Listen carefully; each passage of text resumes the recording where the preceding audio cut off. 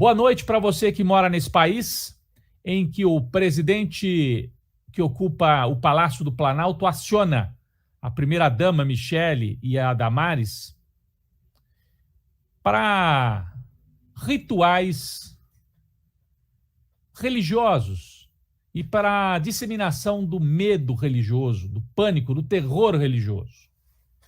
O delinquente acionou a primeira-dama e a Damares na tentativa de subir a rejeição de Lula entre evangélicos e evangélicas. Cultos, conversas sobre demônios. São conversas que para nós parecem absurdas. A Michele Bolsonaro foi numa igreja dessas e disse que os demônios dominaram o palácio no passado. Eles tentam fazer da eleição uma guerra religiosa. Bom, para a maioria do povo isso não faz sentido, mas para aquele nicho de 20%, 30% que acreditam profundamente, faz. E é com essa operação que eles estão subindo a rejeição do Lula, lentamente. O Lula tinha 40% de rejeição, hoje está batendo em 45%. O Bolsonaro tinha 60%, caiu um pouco para 55%. Então, encurta a rejeição entre os dois. Então, de um lado, subir a rejeição do Lula é tarefa primordial para o Bolsonaro ter chance na eleição. De outra, melhorar um pouco a avaliação do governo Bolsonaro, especialmente entre os mais pobres. Isso começa a valer amanhã. O Auxílio Brasil.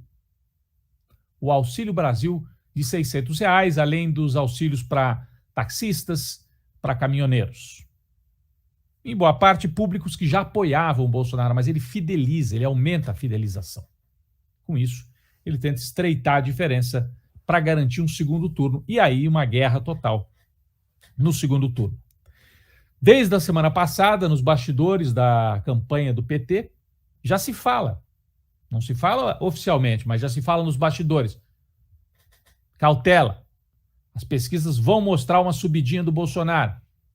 Eu ouvi isso de um parlamentar experiente aqui em São Paulo. Isso antes dessa FSB que saiu hoje. Temos que ter sangue frio. Ele vai recuperar um pouco, sim. E é o que está acontecendo.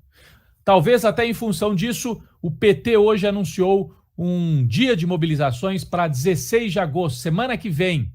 Vou até colocar aqui na tela, está na nossa manchete. PT inicia campanha com Lula e Alckmin em São Paulo e atos pelas ruas de todo o país. É um dia de mobilizações. Isso é no dia 16, quando oficialmente começa a campanha. O Lula e o Alckmin vão poder pedir voto abertamente. Então, no dia 16. Antes disso, há uma série de outros atos. Agora, dia 11, em São Paulo, no Rio de Janeiro, em Campinas, em outras capitais brasileiras, nas universidades, a leitura da Carta em Defesa da Democracia. Assim como a história dos demônios pega num nicho para o Bolsonaro, a história da Carta pela Democracia pega num nicho importante. Uma classe média que sabe o custo que é viver sob ditadura. E não é só classe média, grandes empresários. Hoje mesmo, o diretor, um dos donos da Natura, uma potência, uma empresa gigante brasileira, disse que o golpe bolsonarista seria ruim para o ambiente de negócios. Ele não está preocupado se é ruim para a vida da gente, assim, né? Vai ter ditadura, vai ter tortura se tiver um golpe. O negócio dele é que é ruim para o ambiente de negócios. Não é à toa que vários banqueiros, empresários estão assinando as cartas dos manifestos que começam a circular no dia 11. Elas já estão circulando, serão lidos no dia 11. Então tem manifesto da Fiesp, manifesto da SBPC, dos cientistas, manifesto dos juristas do dia 11 de agosto, manifesto para todo lado. Também não é à toa que o Bolsonaro começa a ter dificuldade para frequentar ambientes da elite, onde tem classe média. Aliás, hoje em dia, o estádio de futebol tem mais classe média do que povo, né? Do que o povo trabalhador. Não é à toa que o Bolsonaro foi vaiado no restaurante, na churrascaria e depois lá no estádio do Palmeiras. Tem uma classe média que nem é de esquerda, mas está preocupada com essa onda de ameaças, de coisa de ditadura, de golpe, etc. Então, é isso. Enquanto o bolsonarismo fala em demônios para agregar, fidelizar o público evangélico, os setores democráticos também exorcizam a ameaça de golpe.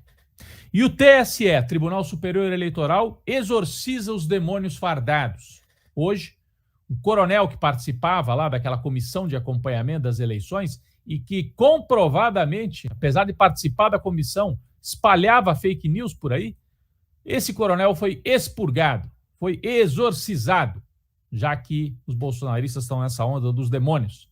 Olha aí o coronel. Foi exorcizado pelo TSE, foi expelido.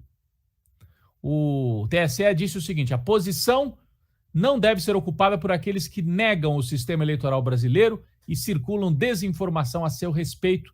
É o que estava escrito no ofício da corte, em que foi anunciado o afastamento do coronel do Exército, Ricardo Santana. Contra ele foi aberto também um procedimento nas Forças Armadas para inglês ver, né? Para inglês ver, como se diz desde o século XIX no Brasil. Porque vocês acham que o Exército não conhecia o perfil desse cidadão?